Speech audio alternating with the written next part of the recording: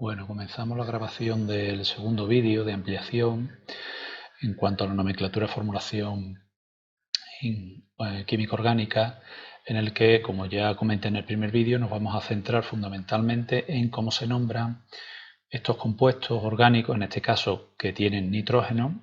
Nos vamos a centrar en las aminas y en los nitrilos cuando actúan como grupo funcional secundario, o bien, como veremos en el caso de las aminas, cuando hay más de un grupo amina dentro del esqueleto carbonado, o bien los grupos nitrilos cuando hay más de dos grupos nitrilos en el esqueleto carbonado. Algunas excepciones a la hora de nombrar que no hemos visto en los vídeos previos de formulación, que era básicamente, como ya dije en el vídeo anterior de ampliación, cómo se nombraban los grupos funcionales específicamente. Aquí vamos a ver cómo se mezclan dos o más grupos funcionales, fundamentalmente dos, y hay que establecer un orden de prioridad a la hora de nombrar, y al otro lo vamos a nombrar como secundario. Recuerdo la misma diapositiva que se encuentra en el primer vídeo de ampliación, en el de compuestos orgánicos con oxígeno, en el que, bueno, existe la necesidad de establecer un orden de preferencia a la hora de asignar un grupo funcional como principal. Ese orden de preferencia lo conocemos, carboxílicos, ésteres, amidas, etcétera, de tal manera que si nos encontramos con un grupo éster y un grupo alcohol, pues el grupo alcohol se nombrará como secundario. Ya vimos en el vídeo previo cómo se hacía.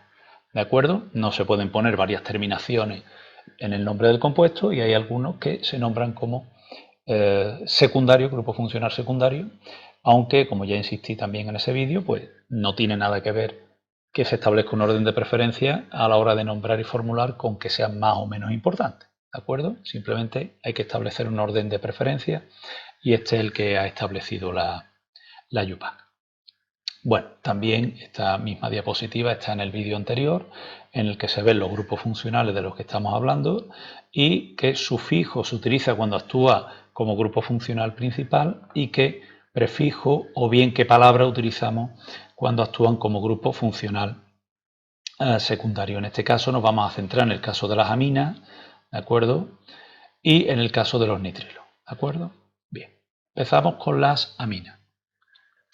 Y repito lo que dije en el vídeo previo, no voy a decir cómo se nombra una amina, sino me voy a centrar fundamentalmente en cómo se nombra cuando actúa como grupo funcional secundario, o en esta primera parte cuando nos encontramos varios grupos aminas en el esqueleto carbonado principal, ¿de acuerdo?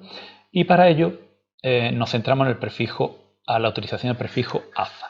Vamos a verlo con un ejemplo. El prefijo aza lo que va a hacer es sustituir.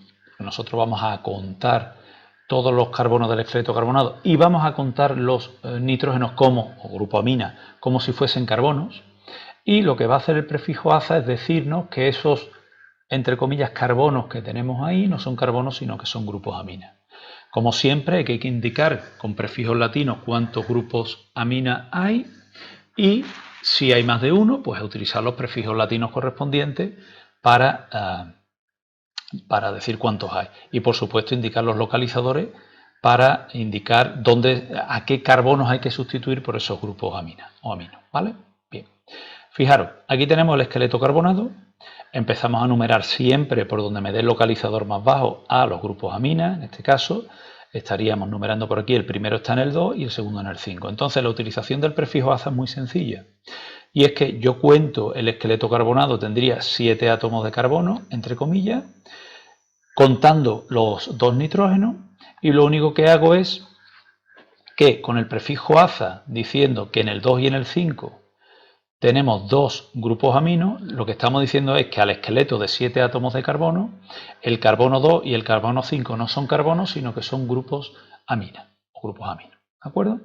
Por lo tanto, es muy sencillo, porque fijaros lo difícil que sería decir que aquí tengo un metilo unido a un grupo amina y que por otro lado tengo dos metilenos unidos a otro grupo amina que está unido a un etilo. Sería bastante complicado.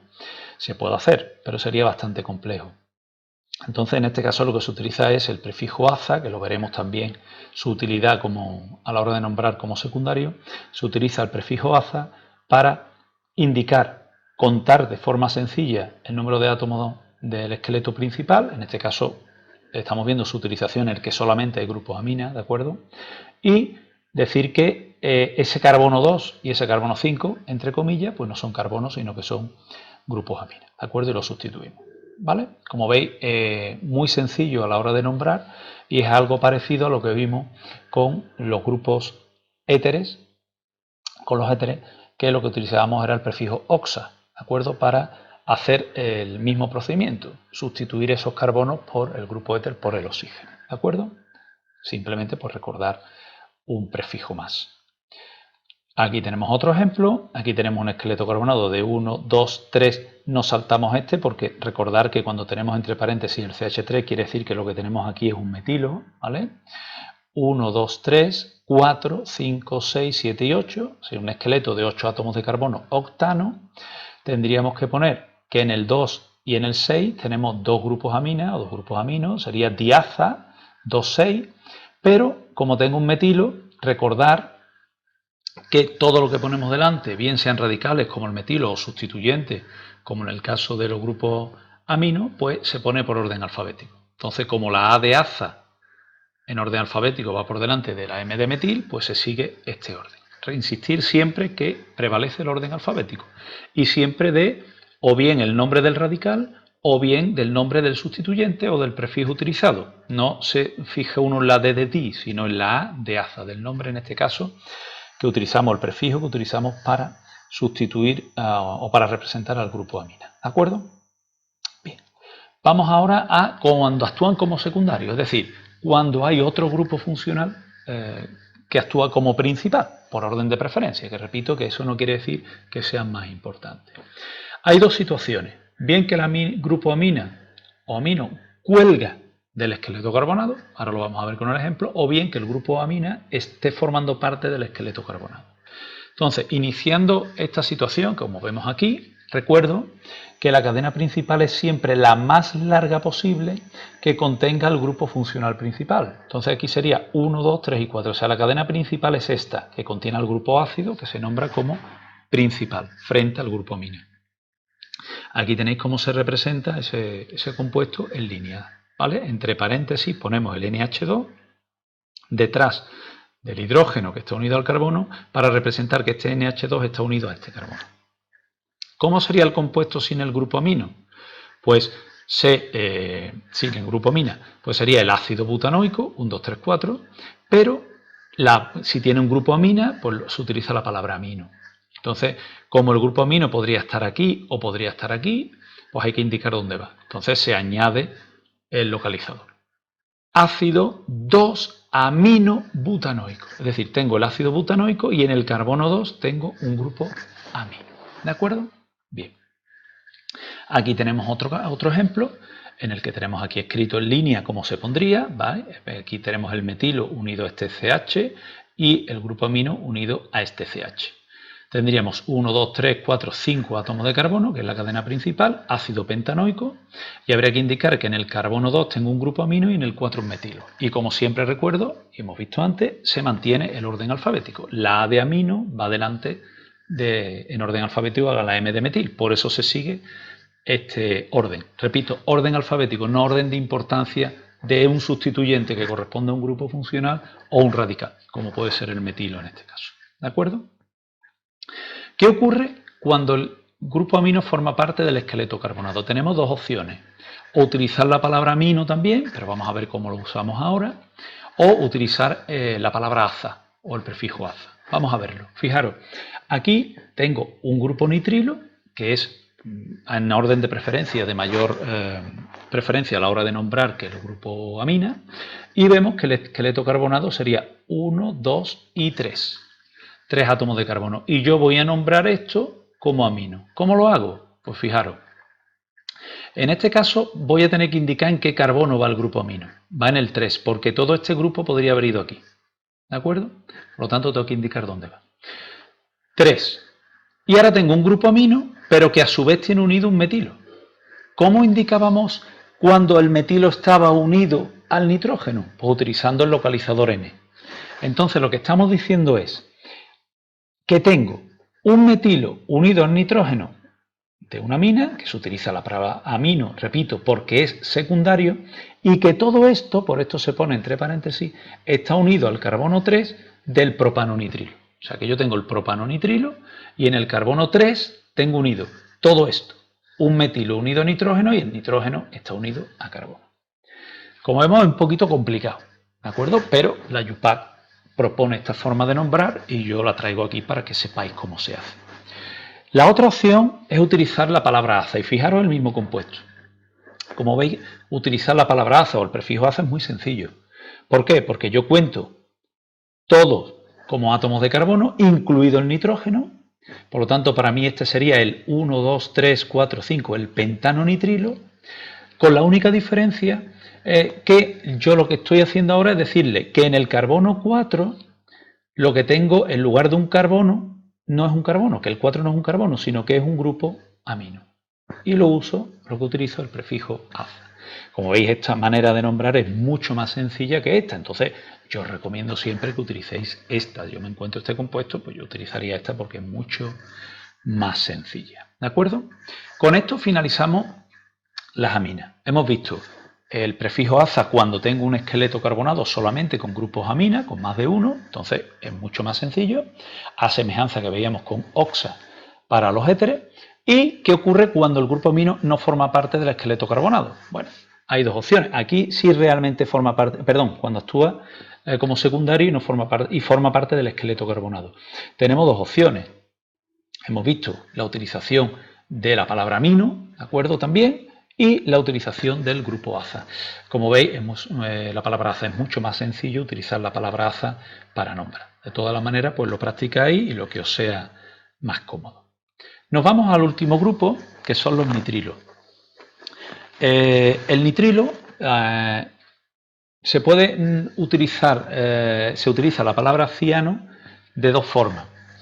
El grupo nitrilo es algo parecido a lo que veíamos con los aldehídos, ¿de acuerdo? Vamos a utilizar la palabra ciano en dos situaciones.